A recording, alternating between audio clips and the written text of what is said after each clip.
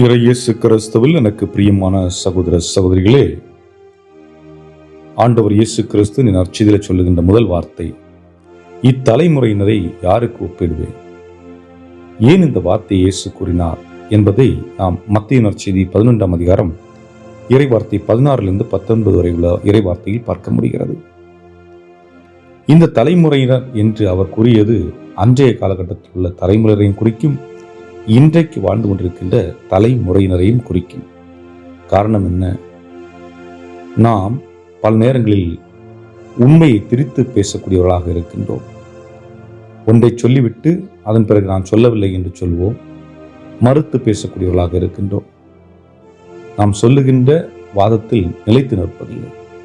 இங்கொன்றும் அங்கொன்றுமாக பேசுகின்ற பழக்கம் கொண்டவர்களாக இருக்கின்றோம் என்பதைதான் இந்த நிலையில் அவர் வெளிப்படுத்துகின்றார். காரணம் என்ன?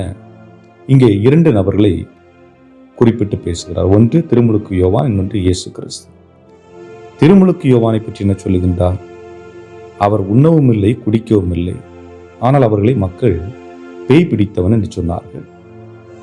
அப்படி என்றால் திருமுழுக்கு யோவானுடைய மனமாறுங்கள் என்ற வார்த்தையை பலரும் செவி கொடுத்து கேட்கவில்லை என்பதுதான் உண்மையாக இருக்கின்றது. ஒரு சிலர் அவரை தேடி வந்தார்கள், மனம் மாறினார்கள்.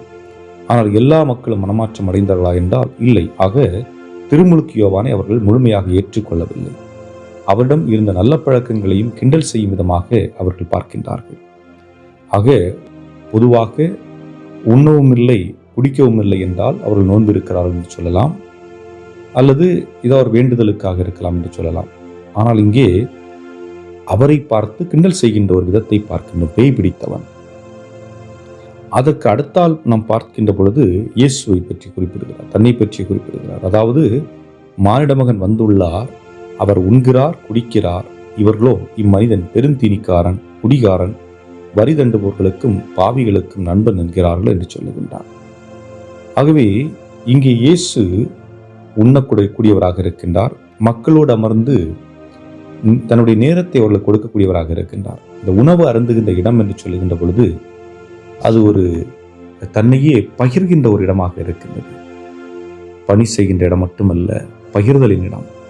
உறவை பகிர்தல், உணர்வை பகிர்தல், உடனிருப்பை வெளிப்படுத்துதல், ஒருவர் மற்றவரை புரிந்து கொள்ளுதல், ஒருவருடைய கண்களை உற்று நோக்குகின்ற இடம், அவருடைய முகத்தை உற்று நோக்குகின்ற இடம்.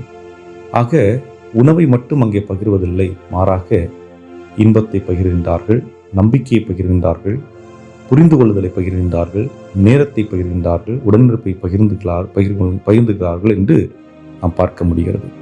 ஆக அப்படிப்பட்ட இடத்தில் அங்கே இயேசு என்ன சொல்லுகின்றார்கள்? பெருந்தீனிக்காரன்.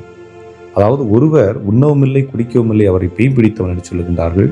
ஒருவர் உண்கிறார், மக்களோடு இருக்கிறார், அவரை பெருந்தீனிக்காரன் என்று சொல்லுகிறார்கள். ஆக மக்களுடைய சிந்தனை எப்படி இருக்கிறது என்றால், இரண்டையும் ஏற்றுக்கொள்வதில்லை.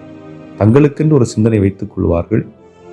ஒருவர் நல்லவராக தெரிந்தால் அவரை கெட்டவராக குறிப்பிட்டு ஒதுங்குகிறார்கள். ஒருவர் கெட்டவராக தெரிந்தால் அவரையும் வேறுபட்ட ஒரு நிலையிலே பார்த்து ஒதுங்குகின்றார்கள். ஆகவே அன்புக்குரியவர்களே, நம்முடைய மனநிலை எப்படி இருக்கிறது, நம்முடைய பார்வை எப்படி இருக்கிறது என்பதை நாம் சரியாக புரிந்து கொள்ள முற்பட வேண்டும். எப்பொழுதும் நாம் மற்றவர்களை கிண்டல் செய்யக்கூடியவர்களாக, கேலி செய்யக்கூடியவர்களாக, பிறருடைய உணர்வுகளை காயப்படுத்துகின்றவர்களாக இருக்கின்றோமா? அல்லது உண்மையை உணர்ந்து ஏற்றுக்கொண்டு அதற்குரிய ஒரு வாழ்வை வாழ முற்படுகின்றோமா என்று பார்க்க வேண்டும். ஆக இந்த தலைமுறையினராகிய நாம் என்ன செய்து கொண்டிருக்கின்றோம்? உண்மைக்கு சான்று பகிர்கின்றோமா? அல்லது மற்றவர்களுக்கும் நமக்கும் வலியை ஏற்படுத்தி கொண்டிருக்கின்றோமா என்று சிந்தித்து பார்த்தவர்களாக ஆண்டவரிடத்தில் ஒப்புக் கொடுத்து ஜெபிப்போம். என்றும் வாழும் இல்லாமல்ல இறைவா, நாங்கள் பாவிகள், நாங்கள் பரிசுத்தம் இல்லாதவர்கள், நாங்கள் எங்களுடைய உணர்வின் அடிப்படையில் தவறுகள் செய்யக்கூடியவர்கள், நாங்கள் பல நேரத்திலே பிறரை தீர்ப்பிடக்கூடியவர்கள். ஆம், நாங்கள் பலவீனமானவர்கள். நாங்கள் இவற்றிலிருந்து விடுபட்டு நாங்கள் உம்மை அன்பு செய்யக்கூடியவர்களாக, உம்மை நேசிக்கக்கூடியவர்களாக, உம்முடைய உணர்வுகளை புரிந்தவர்களாக, நீர் விட்டு சென்ற அந்த பணியை, பகிர்தலின் பணியை நாங்கள் எங்களுடைய வாழ்வாக்கக்கூடியவர்களாக, எப்பொழுது எது தேவையோ அவற்றை நாங்கள் நிறைவாக செய்யக்கூடியவர்களாக வாழ வேண்டிய அருளையும் ஆற்றலையும் எங்களுக்கு நிறைவாக தந்தருள எங்கள் ஆண்டவராகிய கிறிஸ்து வழியாக உம்மை மன்றாடுகின்றோம். ஆமென்.